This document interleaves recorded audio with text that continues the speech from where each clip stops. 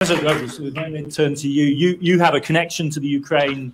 You work there in your World Bank days. You also are to the fore amongst your Latin American peers in having addressed the war and its legality.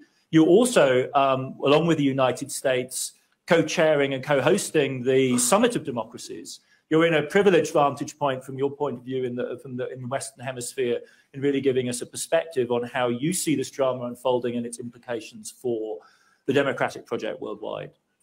Well, I come from a very different country. We were the first country in the world, I believe, to abolish its own military. Yes. We made it forbidden by constitution. And we adopted the rule of law. We adopted democracy long time ago.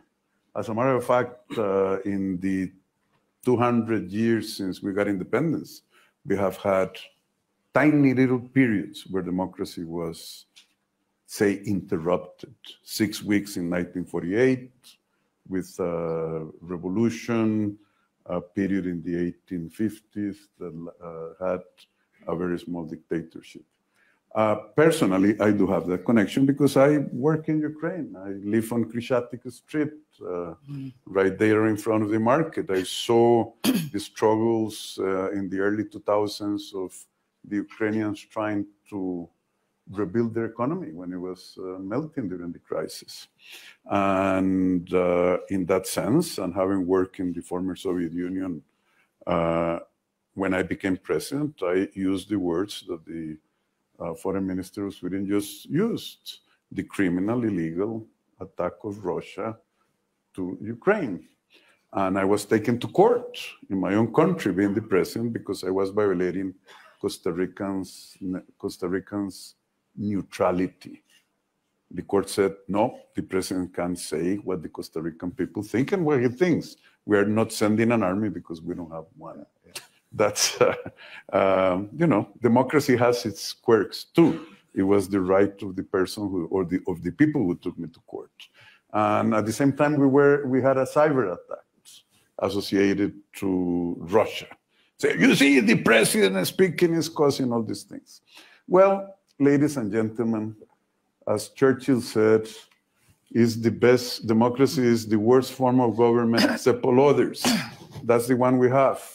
Is the least imperfect, but it requires courage. It requires saying what we believe. It requires taking a stance. It's true that a government subject to the political marketplace is less likely to take violent action against others. There are negative externalities to the world of not having democracies around. Case in point, Ukraine. So it's in our common interest that that democracy is enjoyed by all men and women in the world. And I think that we have our challenges even in Latin America, whereby the challenge is not electing democratically a government. The challenge is that democracy to be sustained has to be profitable to the people. The quality of services, dealing with the crises that we see of immigration. Look at my poor country, 5.2 million. We have the largest number of requests for asylum, in the third largest in the world, in absolute terms. After Canada, after the United States, Canada, we follow. We have more than 20% of our people are economic immigrants or political refugees.